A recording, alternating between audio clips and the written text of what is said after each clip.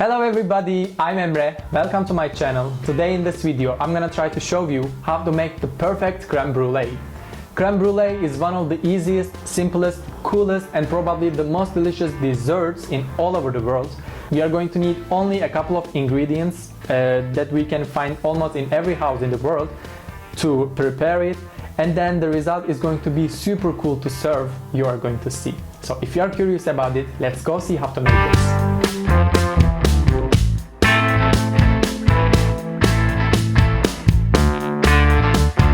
As I said, we are going to need only a couple of ingredients to prepare it, and they are the ingredients that we might find almost in every house in the world. So let's start. I am going to turn on my stove, and then I am going to heat my cream, my milk, my sugar and my vanilla extract. The cream is heavy cream, which is 160 grams, which is 1 cup. I'm going to pour it in the pan. I don't want to waste any piece of cream, so I'm just going to be careful about it. Now I am going to add 70 milliliters of milk, which is half cup of. Now 40 grams of sugar, which is 2 tablespoons. And now I am going to use vanilla extract. Vanilla extract is so important. It's super strong. It's probably the strongest thing in the world. We are going to put only 3 or 4 drops of it. You cannot put more, but you can put less if you want. If you don't like it, if you find it even stronger than it is, then you can put less. But I don't recommend you to put more because then it is going to ruin all the results. So I am just going to put 4 drops, as I said, not more than that. By the way, for this recipe, you shouldn't use vanilla sugar, you should use vanilla pod or vanilla extract, as I did, because vanilla sugar has a lot of chemicals, and this is going to change the result, and it is not going to give us the result that we need and want. This is why vanilla extract is the best, or you might have a vanilla pod, so you can use it. Now I am going to wait until it gets 70 Celsius degrees. You might say that how am I going to understand if it's 70 degrees or not?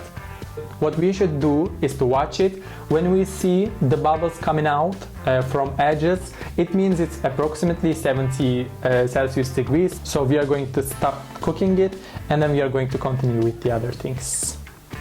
While the cream is getting warm here, I am going to whisk my eggs. We are going to use 2 yolks.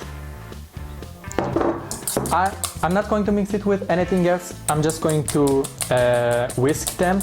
The reason why we do this, if you don't do this, when we mix it with the hot cream, it is going to get cooked. So we are going to smell the egg inside our creme brulee, and this is not something that we want, right?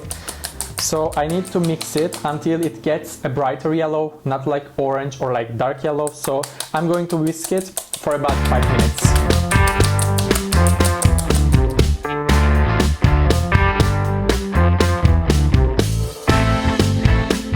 Now the cream is perfectly ready. It got to the degree that we wanted it to. It's time to temper the eggs.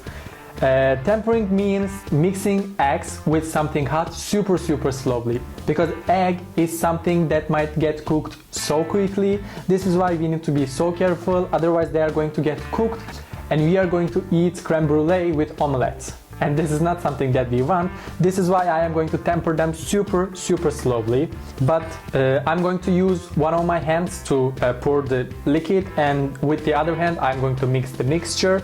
But probably the bowl is going to move, so I need to put a wet paper towel under my bowl, and then it is not going to move. Now I am going to add the cream super slowly, whereas I'm mixing the mixture, the yolks and the cream, with the other hand of mine super slowly, because as I said, we don't want to eat creme brulee with omelettes. So mixing. As you can see, I can't do it with my left hand, but I'm trying to.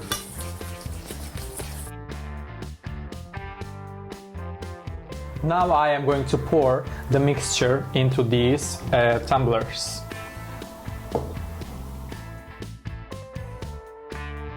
Now we are going to wait until they cool down, and then we are going to skim off any foam on the surface, and then we are going to bake them in the oven, which is preheated to 120 degrees for 1 hour.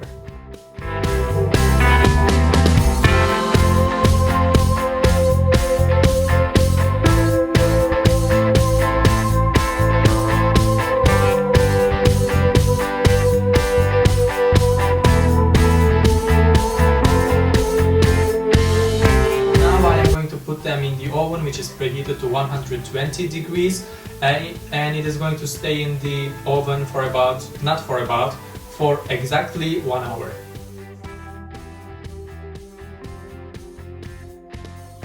Crème brûlée is cooked very well in the oven for 60 minutes. Now we are going to put them in the refrigerator for at least 2 hours, and then we are going to continue with the best part of this recipe. After 2 hours in the refrigerator, crème brûlées got perfectly ready to eat, but before we eat them, we need one more step. For me, this is the best step of this recipe. We are going to put some extra sugar over the top of the desserts, and then we are going to burn them, or we are going to caramelize them with a food torch. So let's do it together. I am going to put sugar. Not too much because the desserts have already sugar, so I am just going to ensure that the sugar that I put covers the surface very well, like there is no any space, there is no any gap. And then I am going to transfer this extra sugar into the transfer this extra sugar into the next one, and then I'm gonna do the same. I am going to ensure that the sugar covers all the surface. And now it's time to use the food torch. If you don't have one of these, you can have one. It's not so expensive, and like you can use it forever. You can put it in your cabinet in the kitchen, and then you can have it forever, because this is not something that is going to get like unfresh or so. But if you really don't want to have it, you can try to do this caramelizing in the oven, but you're not going to have the same result. Or you can use these giant lighters that can flame in the wind. I don't know what it's called in English.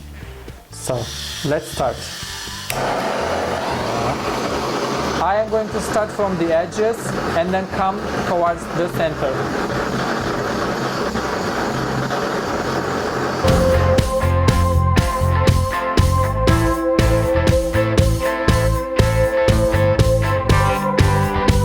After all the steps, crème brûlées are ready. As you saw, it's super easy, it's super simple to make it at home, but when you know the tricks and tips about it, you're going to have the best and perfect result. I hope you like the recipe. I hope you'll try to make it at home as well. If you do, you can like my video and support me. By the way, you can give me video suggestions. You can ask me about specific recipes or about culinary tips and tricks. I'll happily help you. Also, I have another chapter in my channel that I'm cooking traditional Turkish dishes. If you're interested in Turkish cuisine, you can check them. And for better and more recipes, you can subscribe to my channel for free. So thanks for watching. See you next time.